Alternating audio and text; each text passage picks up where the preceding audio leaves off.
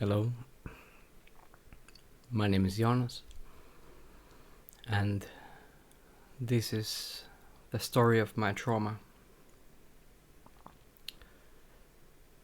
We were living near my parents' college, and the first time I went out to play by myself,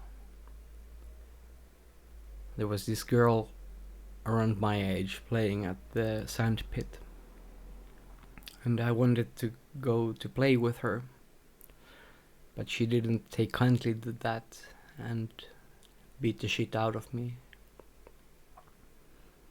Suffice to say, after that, playing at the yard didn't feel safe.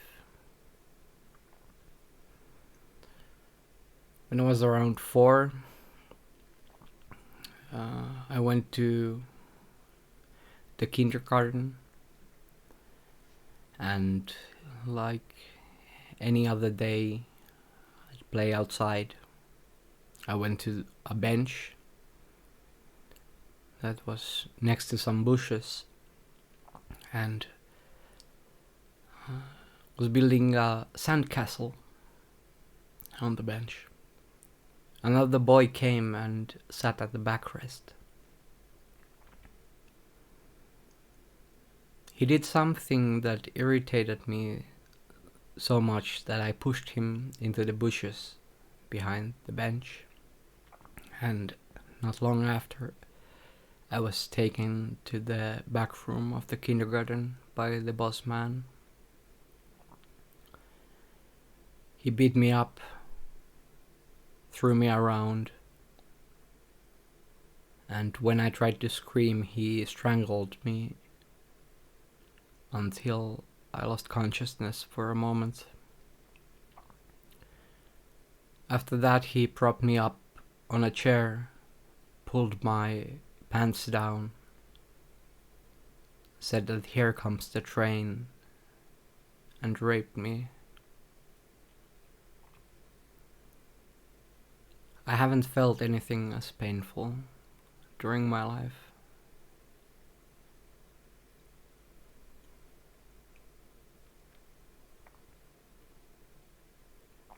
I was broken, enraged, sad, disappointed at life, at everything. And life hasn't been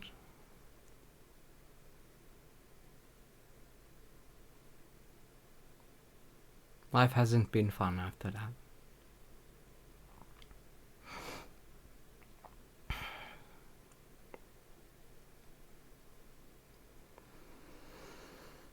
Next summer, we went to the cottage and the Lake District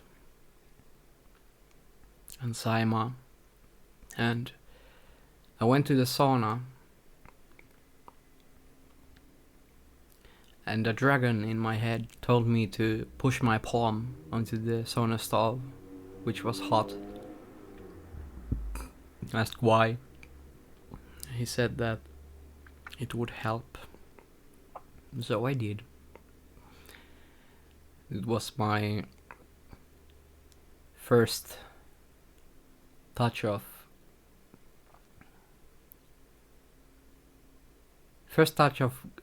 pain that had a purpose.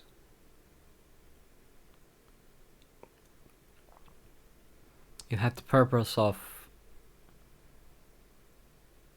me focusing on the pain instead of the rage and projecting it out into the world and onto others.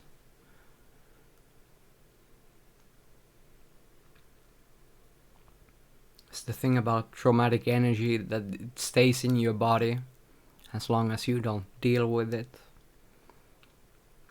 And yeah, it's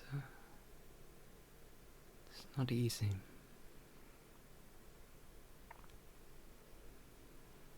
Fast forward to first grade, and there was this after school place, daycare, what would you say, where I would go with my best friend every day And there was a male worker there, and that was really nice to us all the time. He would give us candy and always say that never tell the others. He was hunting my friend, but in the end he ended up raping me.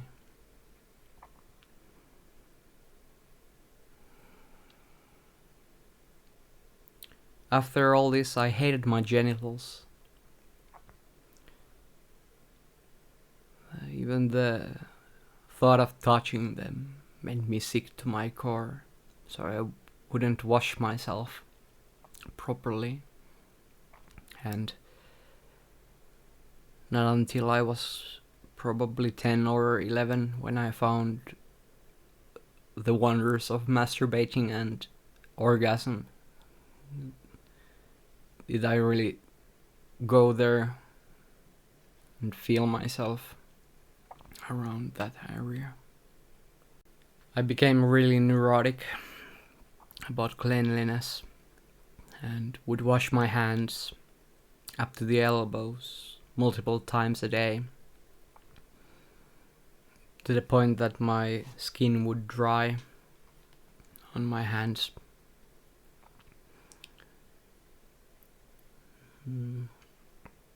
I was bullied at school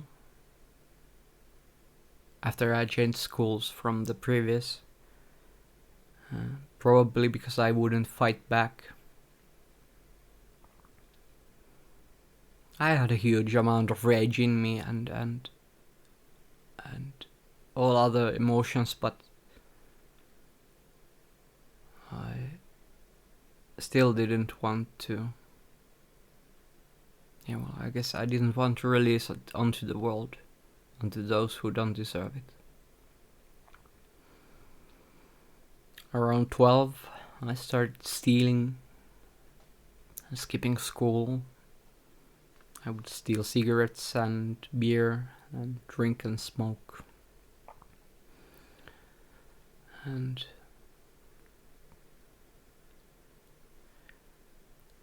that was my life every day for a while, until I was 13 and I got caught stealing.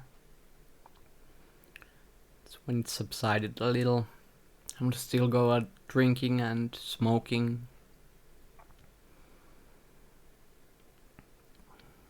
And around that time, I was 13, I drank myself. I went drinking with my friends, and I drank so much that I fell onto a puddle. It was fall. It was really cold here in Finland. So I was wet, and I passed out in a gutter. And after the first rape, I grew a lot physically. So I weighed around 100 kilos or 200 pounds at that time, and my friends couldn't lift me up from the gutter, so it took 2 grown EMTs to lift me up from there. And the next thing I remember was I was with my father in the emergency care. The next morning, it was day. The next day, a female doctor came to my room and started yelling at me, asking me that what had I taken. And they had found opiates in my urine and thought that I was taking some drugs. But I hadn't taken anything other than alcohol. And I suspect it was from a cough syrup I had taken a few days earlier. This led to Child Protective Services coming in and going to therapy, and things were going better for a while. After the therapy, I wasn't really doing well at school, but things were going forward. Then around 14, we went to a skate park with my friends, with two of my friends, and there were two boys there. One was my age from a parallel class in my school, and the other was his older cousin, maybe 16 or something. And they started harassing me. The younger one told me that my name wasn't Jonas, but it was a girl's name. And then I had to tell his cousin that the girl's name was my name. And he groped me. And my friends just stood there frozen in fear.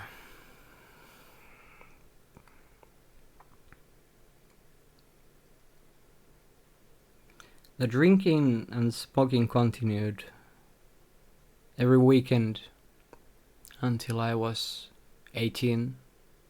It's when you reach adulthood in Finland, and after that I became a straight up alcoholic. I drank for, as much as I could, as often as I could. And in the end, I ended up drinking a bottle of whiskey a night by myself raw. I started dating this girl I met at Metal Artisanry School, and she was so mentally abusive that I ended up developing a fear of women. We ended up dating for about 3 years altogether, a bit on and off, here and there. It showed up earlier in my life when I was as an extra in a movie, and I met these lovely ladies who asked me for a drink afterwards, and I said, yeah, I'll wait for you outside. But as soon as I got outside, I panicked and ran home.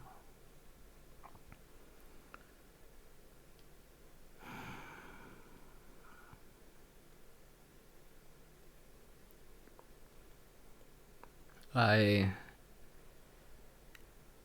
studied to become a blacksmith after Metal Artisanry School, and during that time I exposed myself to chemicals, citric acid and whatnot, without any care. And while working as a blacksmith, I developed eczema into both of my palms, so that every winter, when it got dry enough, they would open up with cut wounds, as if I had cut myself all over my palms. This continued for maybe 6 years. And still dry up, but it's not that bad that it opens up. When I was around 21, I went to study biochemistry, and study started up well. I was excited about learning, but the drinking student life brought me down pretty fast, and in half a year I ended up drinking most of my student loans and being severely depressed. Couldn't get much off bed other than to sit on my computer and sometimes eat something. At that time, I also started identifying as trans, and I had been dissociating from masculinity for most of my life due to my experiences, but as well as that, I now had a fear of the feminine, so my self-image was something in between man and woman. I sought help. I went to the clinic, which we have in Finland. First they make you wait, 3 months? Until you even get an appointment, and then due to my substance use, I had to wait another 6 months for even an evaluation of my situation, and maybe 9 months later I ended up getting a no. Yeah, we ain't helping you.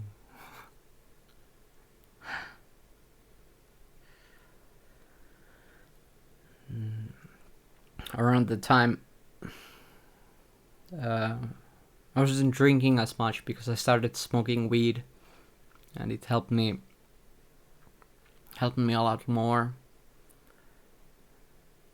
As well as I was severely depressed, the thing that lifted me up was music and weed. Weed dulled the pain, and music helped me concentrate on something productive. I had been composing since I was 15, but around 15, 16, an adult told me that my music wasn't music because I had to learn the rules, to break the rules. And that disheartened me a lot. So for many years I didn't make any music until 21, until that deep depression. until I came back to what comes to me naturally. Yeah. So I started studying classical composition, and I made music. Got disheartened again by my teacher because there was more limits on something that I didn't want to limit. It's as if all my life something's been limiting me, something's been limiting what I am, and haven't been able to express myself. Well, I have, but the belief that the opinions of others have anything to do with that has held me down for a long time.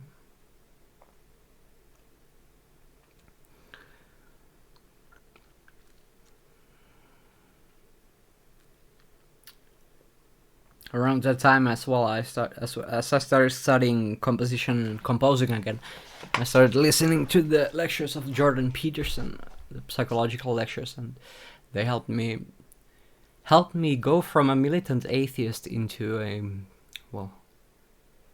agnostic, into I guess a spiritual person. It was quite a ride.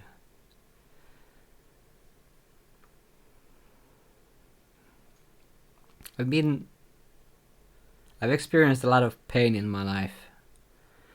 The rape, first and foremost, when I was 4, twisted my body up so bad that I haven't had a moment of rest after that, except when on heroic doses of mushrooms. A real rest where I'm relaxed and comfortable in my body. So for, let's say, how long is it?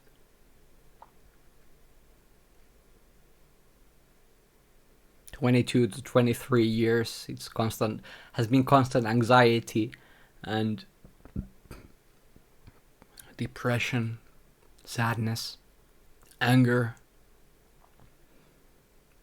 without any explanation. Was the worst part. Just feeling like shit all the time. So fucking lonely all the time. And no idea why.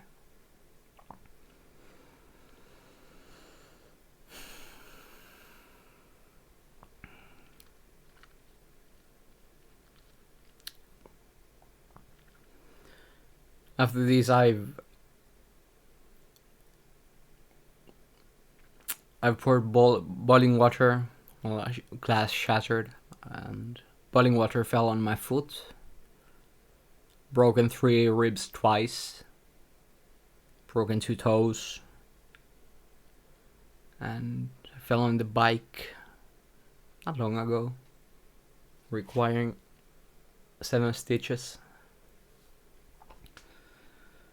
And it's all been to help me not project my anger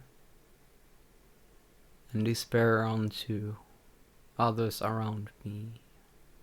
And for that I am forever grateful. I thank God every day that the traumatic energy that has been stuck in my body hasn't been perpetuated onto the world, onto others, like it was unto me.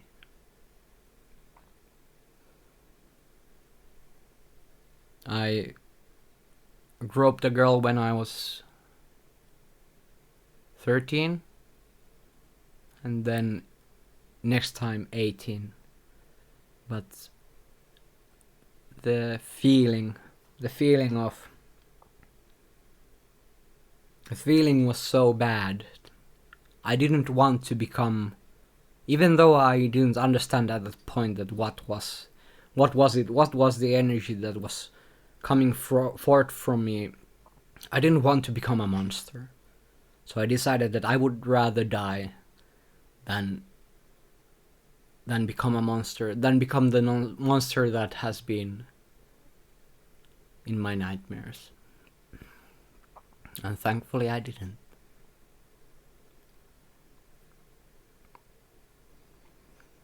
I didn't remember the rapes for most of my life. And that's the inexplicable part. The human psyche is weird and strong in that it shuts out the experiences that you're not ready to handle until you are ready to handle them. And it took me a safe place to work at and 3 heroic doses of mushrooms to get to the core of my trauma. And that's just the beginning of dealing with that. Can't say it's been easy, but every step forward has been worth it. So, after countless of nights of almost giving up, of despair, of just being tired of struggling,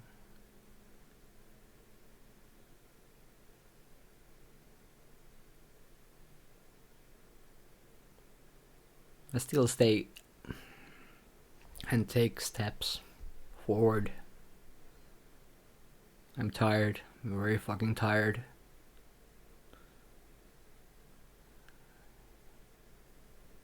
Being a human is an extreme sport. I don't expect much from life. But I try to keep going and take a step each day forward. The more I release, the lighter I feel.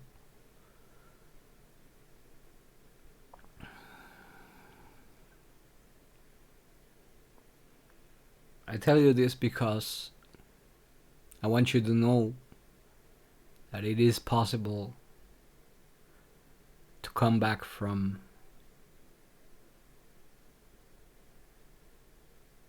such experiences, to still keep walking, to still keep dreaming.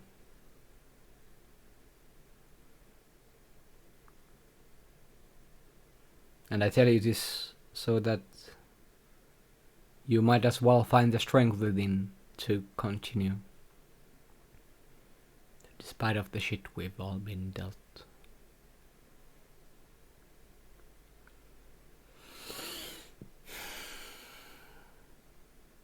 I love you.